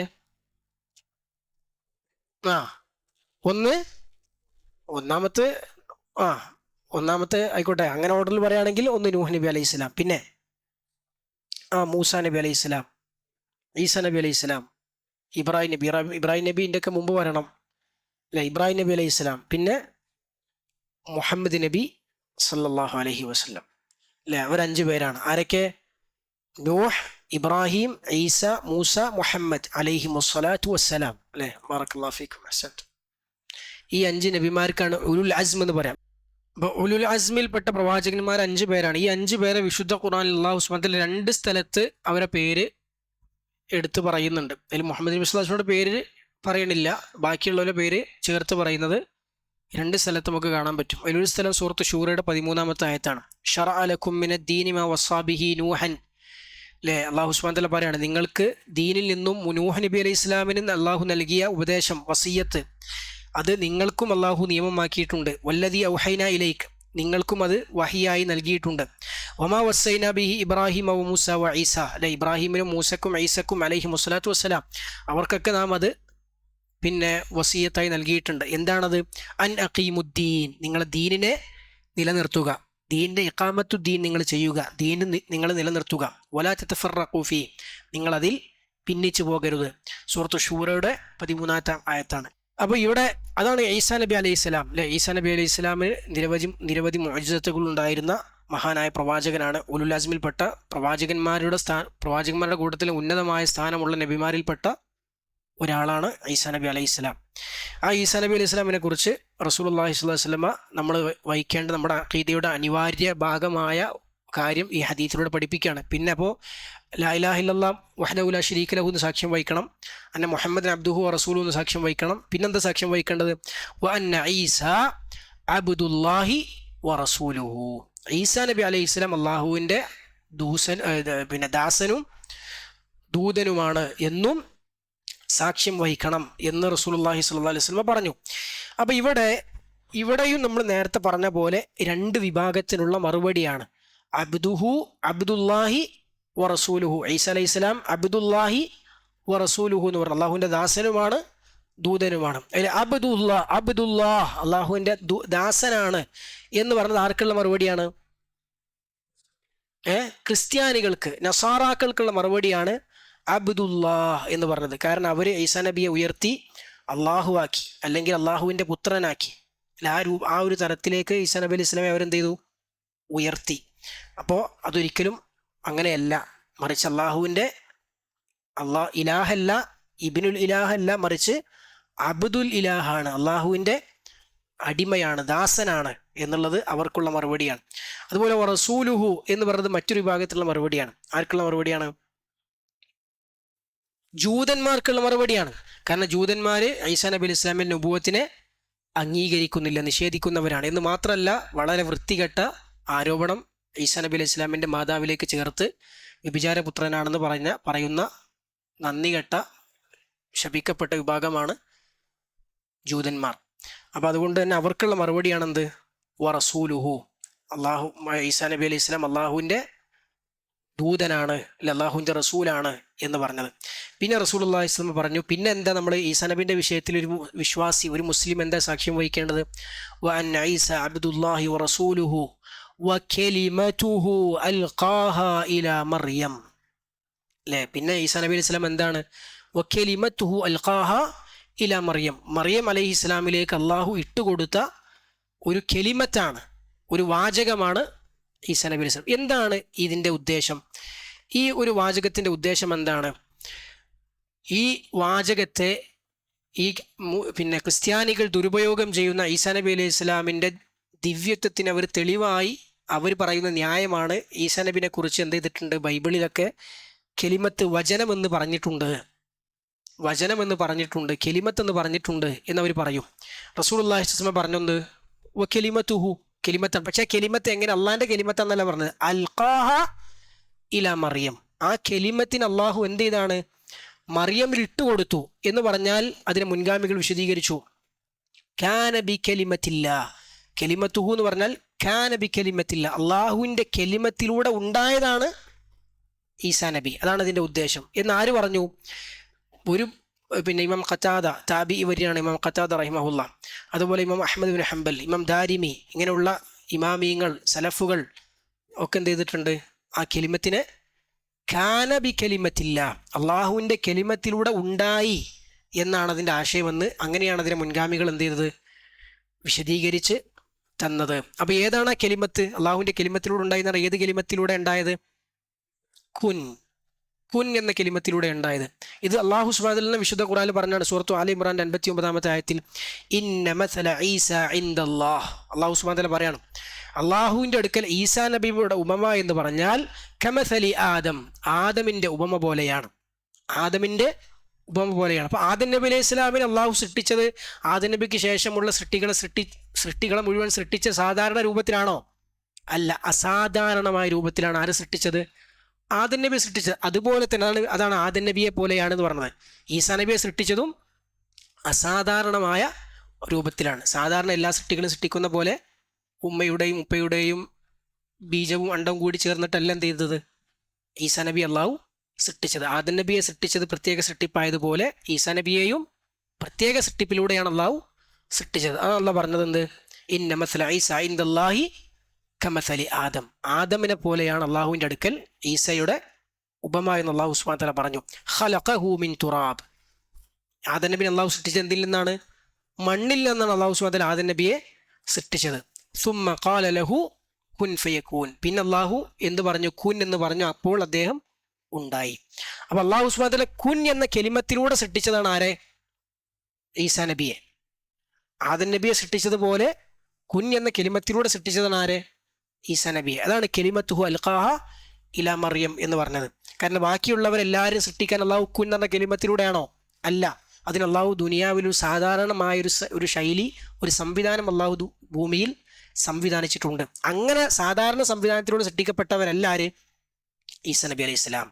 അത് അള്ളാഹുവിൻ്റെ പ്രത്യേകമായ കുൻ എന്ന കെലിമത്തിലൂടെ അള്ളാഹു സൃഷ്ടിച്ചത്. അതുകൊണ്ടാണ് വകലിമത്തുഹു അൽഖാഹ ഇലാ മറിയം എന്ന് പറഞ്ഞത്.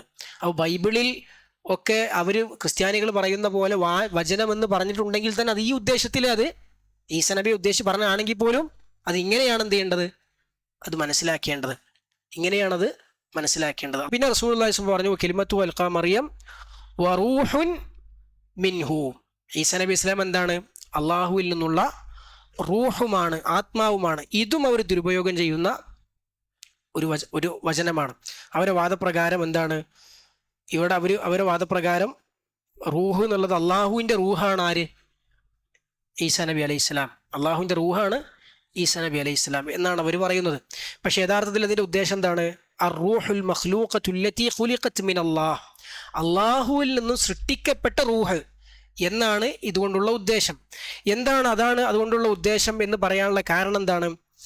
നമ്മൾ പിന്നെ അങ്ങനെ അള്ളാഹു സുബ്ഹാനഹു വ തആല റൂഹും മിൻഹു, അവനിൽ നിന്നുള്ള റൂഹ് എന്ന് ഖുർആനിലോ ഹദീസിലോ അങ്ങനെ സൃഷ്ടികളെ ഉദ്ദേശിച്ച് പറഞ്ഞിട്ടുണ്ടോ? പറഞ്ഞിട്ടുണ്ട്. അങ്ങനെ പറഞ്ഞ സ്ഥലങ്ങളുണ്ട്.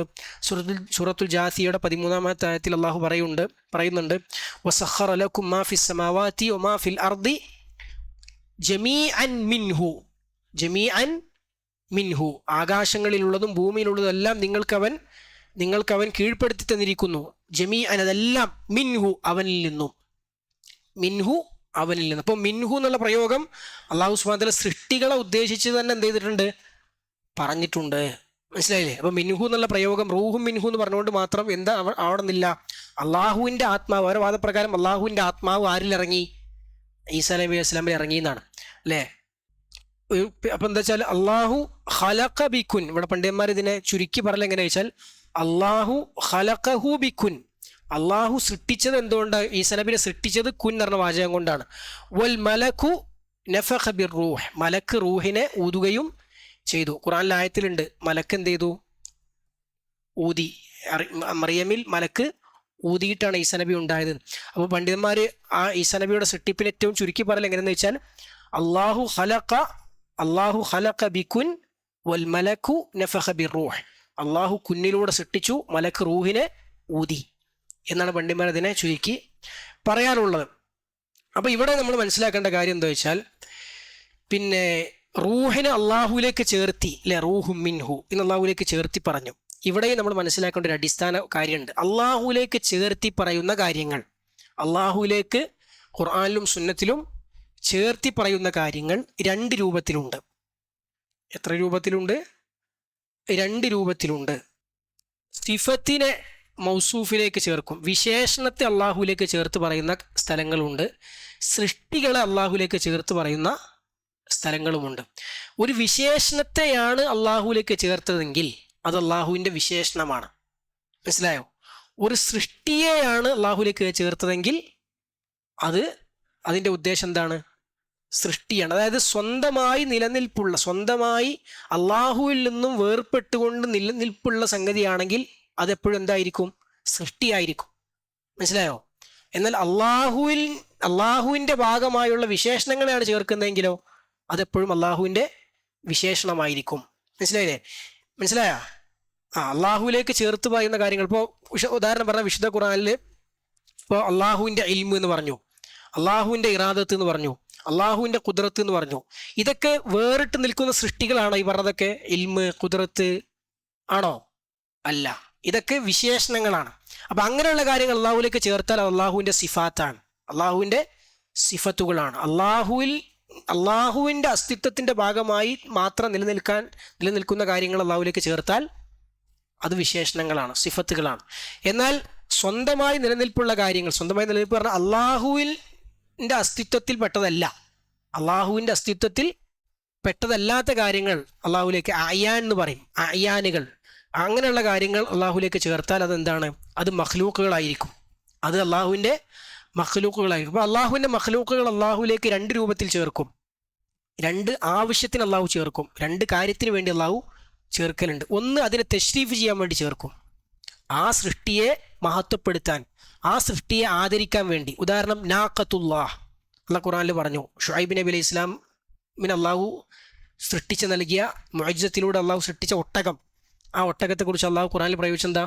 നാഖത്തുല്ലാഹ്. അതെന്തുകൊണ്ടാണ്? അള്ളാഹു പ്രത്യേകമായി സൃഷ്ടിച്ച് നൽകിയ അള്ളാഹുവിൻ്റെ ആദരവിൻ്റെ ഭാഗമായി അള്ളാഹുവിലേക്ക് ആ സൃഷ്ടിയെ ചേർത്ത് പറഞ്ഞു. ബൈത്തുല്ലാഹ്, അള്ളാഹുവിൻ്റെ ഭവനം, അപ്പോൾ പടച്ചവൻ ആദരിച്ച് പറഞ്ഞതാണ്. റസൂലുള്ള അത് അള്ളാഹുലേക്ക് അള്ളാഹു സുബ്ഹാനഹു വ തആല എന്ത് ചെയ്താണ്, ആദരിച്ച് അള്ളാഹുലേക്ക് ചേർത്ത് പറഞ്ഞതാണ് അല്ലെ. അതുപോലെ അപ്പോൾ അങ്ങനെയുള്ള കാര്യങ്ങൾ ബൈത്തുള്ള, നാഖത്തുള്ള എന്നൊക്കെ പറഞ്ഞ് അള്ളാഹുലേക്ക് ചേർത്ത് പറയുന്ന കാര്യം. ഇബാദുർ റഹ്മാൻ, പരമകാരുണ്യകന്റെ അടിമകൾ അല്ലെ. ത്വഹിർ ബൈത്തിയ, എൻ്റെ ഭവനം നീ ശുദ്ധീകരിക്കുക. അപ്പോൾ അള്ളാഹുവിൻ്റെ ഭവനം അള്ളാഹിൻ്റെ സിഫത്താണോ? അല്ല, അള്ളാഹുവിൻ്റെ സൃഷ്ടിയാണ്. പക്ഷെ ആ ബൈത്തിനെ അള്ളാഹു ആദരിച്ചതാണ്, അള്ളാഹു അതിനെ തശ്രീഫ് നൽകിയതാണ്. അപ്പം അങ്ങനെയുള്ള കാര്യങ്ങൾ ചേർത്ത് ഇളാഫത്തു തശ്രീഫ് എന്നാ പറയാം, ആദരിക്കാൻ വേണ്ടി അള്ളാഹുലേക്ക് ചേർത്ത് പറയും. മറ്റൊന്ന് അള്ളാഹു സുബ്ഹാനഹു വ തആല ചേർക്കൽ എന്തിനാന്ന് ചോദിച്ചാൽ, അള്ളാഹു സുബ്ഹാനഹു വ തആലയുടെ മഖ്ലൂക്കുകളിൽ അള്ളാഹുവിൻ്റെ മുൽക്കിൽ അധികാരത്തിൽ പെട്ടതാണ് എന്ന് പറയാൻ വേണ്ടിയിട്ട് എന്ത് ചെയ്യും, അള്ളാഹു ചേർക്കും. ഇവിടെ തശ്രീഫിൻ്റെ ഉദ്ദേശമല്ല, അള്ളാഹുവിൻ്റെ മുൽക്കിൽ പെട്ടതാണെന്നേ ഉദ്ദേശമുള്ളൂ. അതിൽ പെട്ടതാണ് ഇന്ന അർളീ വാസിഅ, എൻ്റെ ഭൂമി വിശാലമാണ്. അപ്പം അള്ളാഹു ഭൂമിയെ ആദരിച്ചതാണോ അള്ളാഹുലേക്ക് ചേർത്തത്? അല്ല, ഭൂമി അള്ളാഹുവിൻ്റെ മുൽക്കിൽപ്പെട്ടതാണ്, അള്ളാഹുവിൻ്റെ അധികാരത്തിൽ പെട്ടതാണ് എന്നുള്ള സൂചനയാണെന്ത് എന്നതിന് വേണ്ടിയാണ് അള്ളാഹു ഭൂമിയെ അള്ളാഹുലേക്ക് ചേർത്തത്. അപ്പം അള്ളാഹുലേക്ക് ചേർക്കുന്നത്, സൃഷ്ടികളെ ചേർക്കണമെന്ന് 2 രൂപത്തിലുണ്ട് അല്ലെ. ഏതൊക്കെ? ഒന്ന് പറയേ, തശ്രീഫിന് വേണ്ടി, ആദരിക്കാൻ വേണ്ടി അള്ളാഹു ചേർക്കുന്നതുണ്ട്. ബൈത്തുള്ള, നാഖത്തുള്ള, ബൈത്തിയ, ഇബാദുർ റഹ്മാൻ എന്നൊക്കെ പറഞ്ഞ്. പിന്നെ അള്ളാഹുവിൻ്റെ അധികാരത്തിൽ പെട്ടതാണ് എന്ന് പറയാൻ വേണ്ടി മാത്രം ചേർത്തുണ്ട് അല്ലേ. ഇന്ന അർളി വാസിഅ, അത് അള്ളാഹ് ഭൂമിയെ പ്രത്യേകം ആദരിച്ചതല്ല. മനസ്സിലായില്ലേ? അപ്പോൾ അങ്ങനെ ഉള്ള 2 രൂപത്തിലുള്ള ചേർക്കൽ. അപ്പോൾ ഈ ഹദീസിൽ കലിമതുഹു അൽഖാഹ ഇലാ മറിയം റൂഹും മിൻഹു എന്ന് പറഞ്ഞു, അള്ളാഹുലേക്ക് ആത്മാവിനെ ചേർത്തു. ഈസാ നബിയുടെ സൃഷ്ടിപ്പിന് വേണ്ടി അള്ളാഹു സൃഷ്ടിച്ച ആത്മാവിനെ ആരിലേക്ക് ചേർത്തു? അള്ളാഹുലേക്ക് ചേർത്തു. അത് എന്തിൻ്റെ ഭാഗമായിട്ട് ചേർത്തതാ? തശ്രീഫാണോ മുൽക്കാണോ? തശ്രീഫാണ് അല്ലേ. ഈസാ നബി അലൈഹി ഇസ്ലാമിനെ ആത്മാവിനെ അള്ളാഹു പ്രത്യേകം ആദരിച്ച് സൃഷ്ടിച്ചതാണ്. എല്ലാവരും സൃഷ്ടിച്ച പോലെ സൃഷ്ടിച്ചതല്ല, അള്ളാഹു പ്രത്യേകം അതിനെ ആദരിച്ചിട്ടുണ്ട്, അള്ളാഹു പ്രത്യേകം അതിന് മഹത്വം കൽപ്പിച്ചിട്ടുണ്ട്. അതുകൊണ്ടാണ് റൂഹും മിൻഹു അള്ളാഹുലേക്ക് ചേർത്ത് അള്ളാഹു സുബ്ഹാനഹു വ തആല അവിടെ പറഞ്ഞത്. അപ്പോൾ തശ്രീഫിന് അള്ളാഹു എന്ത് ചെയ്തതാണ്? ആ റൂഹിനെ അള്ളാഹുലേക്ക് ചേർത്ത് പറഞ്ഞതാണ്. എന്നിട്ട് റസൂലുള്ളാഹി സ്വല്ലല്ലാഹു അലൈഹി വസല്ലം പറഞ്ഞു, സമയമില്ല, ഇൻഷാ അല്ലാഹ് 2 കാര്യങ്ങളും കൂടി ആ ഹദീസിൽ റസൂലുള്ളാഹി സ്വല്ലല്ലാഹു അലൈഹി വസല്ലം പറയുന്നുണ്ട്.